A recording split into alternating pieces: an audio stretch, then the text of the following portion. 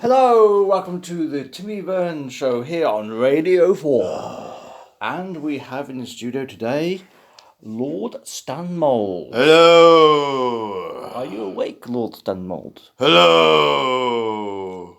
Right then. So, Lord Stanmold. Hello. Yes, we got that bit, thank you very much.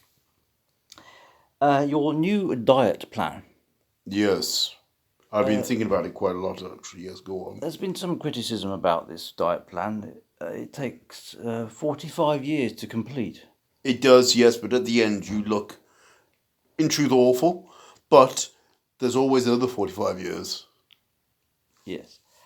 And some people say you are rather cynically cashing in on this diet plan because it takes so long to complete. Well, I truly object to such sneers. I take only, and I repeat, only 87% of the profits and the rights to people's livers upon their demise, which on average is 6 months into this diet. And I do have the right of attorney over their mortal remains. Usually I don't argue for resuscitation when they go into prophylactic shock due to the fact of the rubber that I insist they eat. However, all that money is utilised for the scientific ends of swimming pool design in my back garden. Right, but there was that letter that was in the news that you recently received from, what was it, a young giraffe? Yes, well, there was an incident where I did suggest to one of the dietees, as I call them, that maybe if they rode a giraffe, they might lose more weight. The person then broke into London Zoo after I told them they really should and pointed them to an entrance, and indeed got into the giraffe enclosure and began riding around in it. However, at no point did I suggest the man should be buck naked, but I did suggest he should have no clothes. He did fall off and impaled himself upon a kangaroo.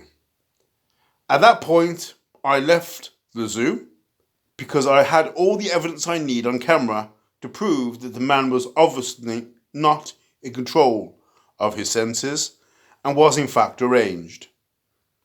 When it came to the hospital appointment where he was being examined, I did ask for the life support machine to be switched off. When they refused, I did take it upon myself to go to the local electricity station and create a power cut myself. That did lead to the whole of all the people in intensive care dying. However, if we look at this from an objective position, it can be said that it was a victimless crime.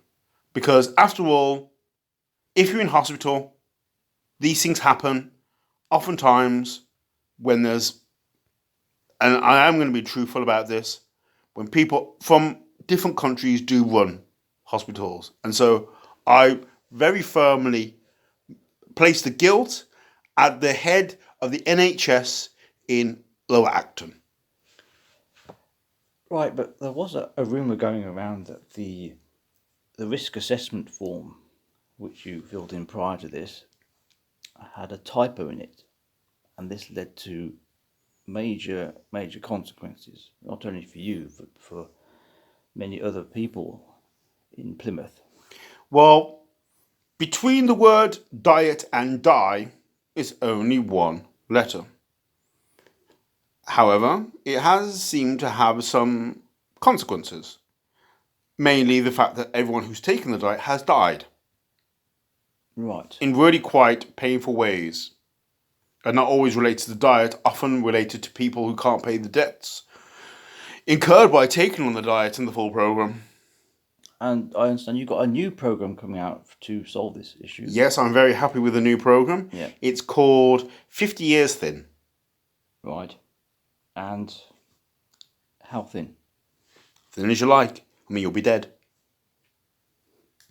You don't get much more thinner than a skeleton. That's right. I've heard that before. So I think we need to bring this to an end. Yes, well, that is the subtitle of my book. We need to bring this to an end. And all the people who have taken the diet have met a timely end, in my opinion. However, according to their relations, it was an untimely end. And the people had everything to live for. However, we must simply agree to disagree upon that.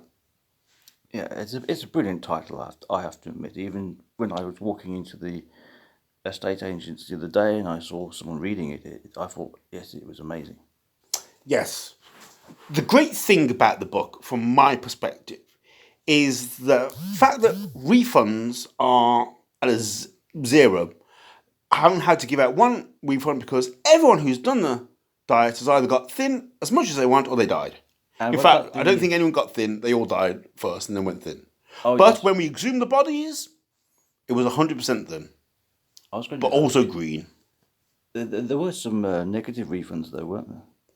Only due to the fact that we had problems with people who I would call lardy-dardy, what other people call criminal prosecution lawyers.